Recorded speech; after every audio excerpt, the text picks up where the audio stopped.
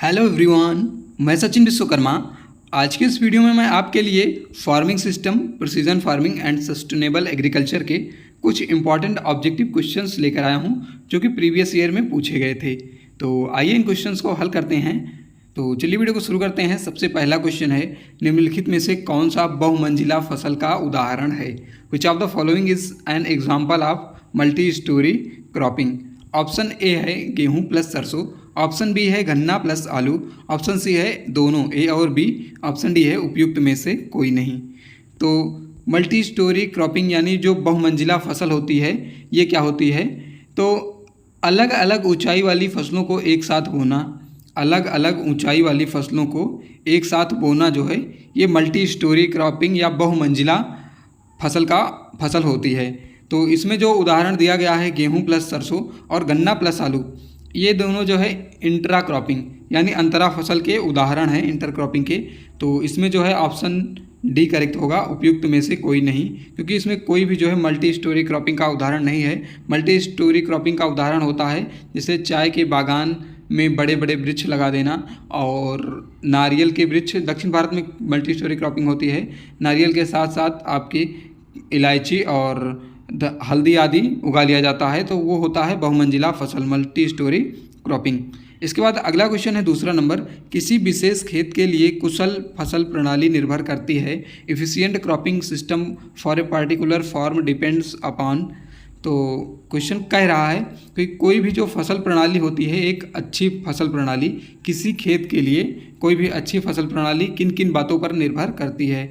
Option A है farm संसाधन पर, ऑप्शन बी है फार्म उद्यम पर, ऑप्शन सी है फार्म प्रौद्योगिकी पर, और ऑप्शन डी है उपयुक्त सभी।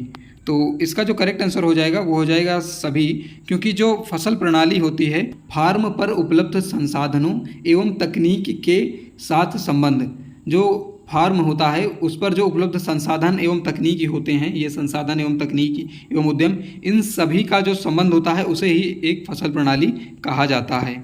अगला क्वेश्चन है तीसरा नंबर, निम्नलिखित में से कौन सी एक पूंजी प्रधान फसल है? Which of the following is a capital intensive crop?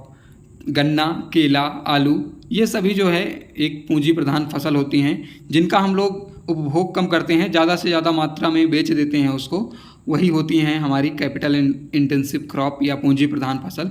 तो ये सभी जो है हो जाएंगी, ऑप्शन डी इसमें करेक्ट हो जाएगा। अगला क्वेश्चन है, निम्न वर्षा वाले क्षेत्रों में कौन सी फसल प्रणाली अपनाई जाती है? In low rainfall areas which type of cropping is adopted? जहाँ पर कम वर्षा होती है वहाँ पर हम लोग एकल फसल अपनाते हैं, क्योंकि वर्षा भी कम होती है तो एक ही फसल लेते हैं जिस समय पर वर्षा या पानी की उपलब्धता होती है। अगला क्वेश्चन है, सघन फसल अपनाई जाती है, इंटेंसिव क्रॉपिंग इज एडॉप्टेड इन?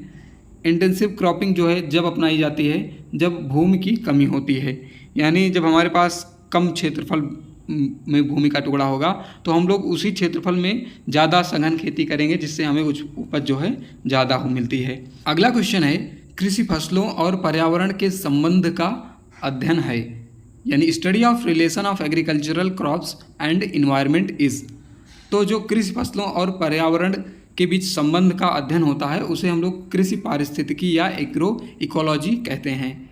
कृषि वानिकी यानी एग्रो फॉरेस्ट्री क्या होता है? तो फसलों के साथ साथ वृक्षों को उगाना जो है वो कृषि वानिकी है। गली फसलें क्या होती हैं? गली फसलों का मतलब होता है कि भूमि की उर्वरा शक्ति व उत्पादन शक्ति को बढ़ाने हेतु बड़े पेड़ों के बीच में जो है फसलों को उगाना। जो बड़े पेड़ होते हैं उनके बीच में जब हम लोग फसल उगाते हैं तो उन्हें एले क्रॉपिंग कहा जाता है, और ऑप्शन डी है उपयुक्त में से कोई नहीं, तो इसका राइट आंसर तो था ऑप्शन ए।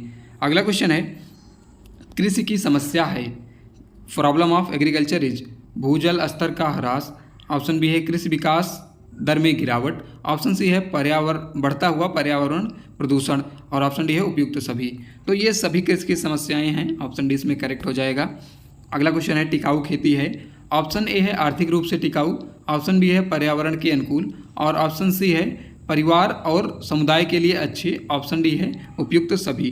तो जो टिकाऊ सस्टेनेबल एग्रीकल्चर होती है ये सभी हो जाएगा, क्योंकि ये सभी रूप से जो है अच्छी होती है, टिकाऊ होती है।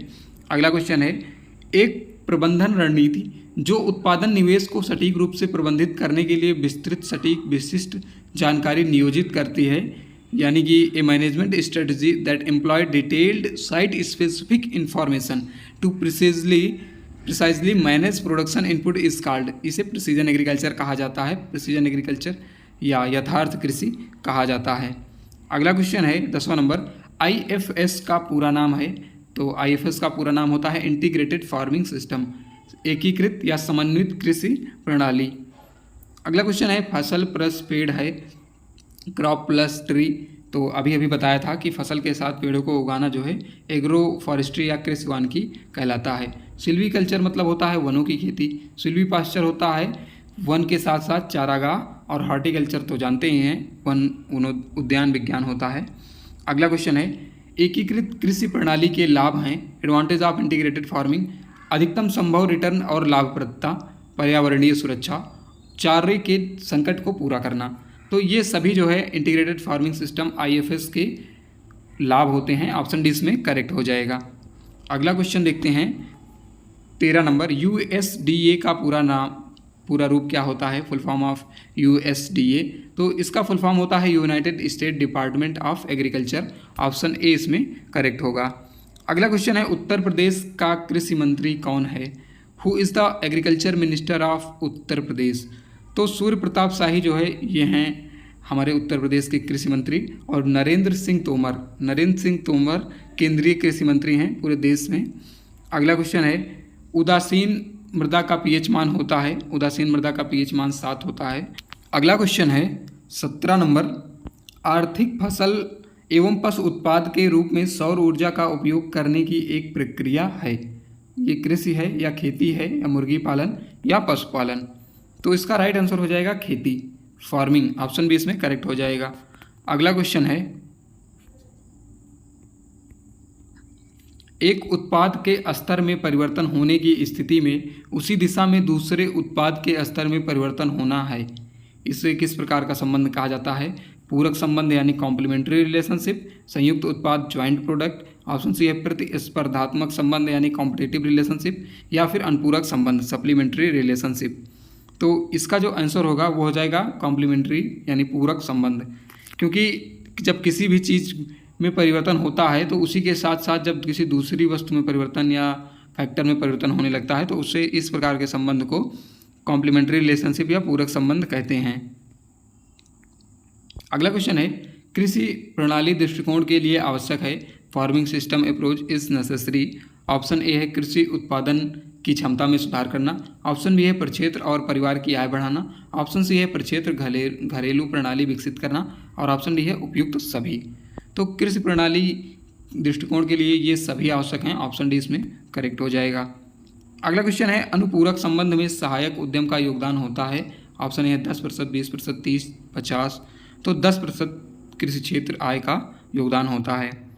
अगला क्वेश्चन है भविष्य के उत्पादन में परिवर्तनशीलता जिसे मापा नहीं जाता है कहलाती है अनिश्चितता, जोखिम या ए और बी दोनों, उपयुक्त में से कोई नहीं। तो इसका आंसर हो जाएगा अनिश्चितता, अनसर्टेनिटी कहलाता है जब भविष्य में उत्पादन में परिवर्तन को मापा नहीं जा सकता। अगला क्वेश्चन है कृषि क्षेत्र का आकार व्यावसायिक दक्षता और किसान के संसाधन प्रभावित करते हैं। तो खेती के प्रभार को प्रभावित करते हैं, प्रणाली को या फसल प्रणाली को, या उपयुक्त में से कोई नहीं। तो ये जो है टाइप ऑफ फार्मिंग खेती के प्रकार को प्रभावित करते हैं। अगला क्वेश्चन है सीमांत खेती एवं निर्वाह खेती है। तो ये डाइवर्सिफाइड खेती होती है, विविधीकृत खेती होती है, क्योंकि डाइवर्सिफाइड फार्मिंग जो होती है विविधीकृत खेती, इसमें कोई भी उद्यम जो है, इसमें कई सारे उद्यम शामिल होते हैं लेकिन किसी भी उद्यम की आय 50% से अधिक नहीं होती है। अगला क्वेश्चन है उत्पादन का कारक है। तो भूमि, श्रम, पूंजी ये सभी उत्पादन कारक हैं। ऑप्शन डी इसमें करेक्ट हो जाएगा। अगला क्वेश्चन है फसल उत्पादन के साथ पशुपालन या डेयरी का काम करना, इसे जो है मिश्रित खेती कहते हैं। ऑप्शन सी करेक्ट हो जाएगा। मिश्रित फसल, अंतः फसल और बहुफसली क्या होती हैं। मिश्रित फसल का मतलब होता है बिना किसी निश्चित क्रम में, व्यवस्थित क्रम में फसलों को बोना, मिक्स्ड क्रॉपिंग कहलाता है। और अंतः फसल एक निश्चित क्रम में, निश्चित अंतराल पर, निश्चित दूरी पर फसलों को बोना, दो फसलों को बोना इंटरक्रॉपिंग कहलाता है। और बहुफसली मतलब एक साल में कई फसलें लेना। अगला क्वेश्चन है आधुनिक कृषि में पारिस्थितिकी होती है। In modern agriculture ecology is अचल यानी स्टेबल, लचीली, भंगुर, उपयुक्त में से कोई नहीं। तो आधुनिक कृषि में जो पारिस्थितिकी होती है, इकोलॉजी होती है, वो भंगुर होती है। अगला क्वेश्चन है, राज्य कृषि का उदाहरण है प्रदर्शन फार्म, बीज फर क्षेत्र और अनुसंधान फार्म, ये सभी जो है राज्य कृषि के उदाहरण हैं। अगला क्वेश्चन है, निम्नलिखित में से कौन सा युग्म सही नहीं है? पूंजीवादी खेती अधिकतम लाभ करना, ये सही है।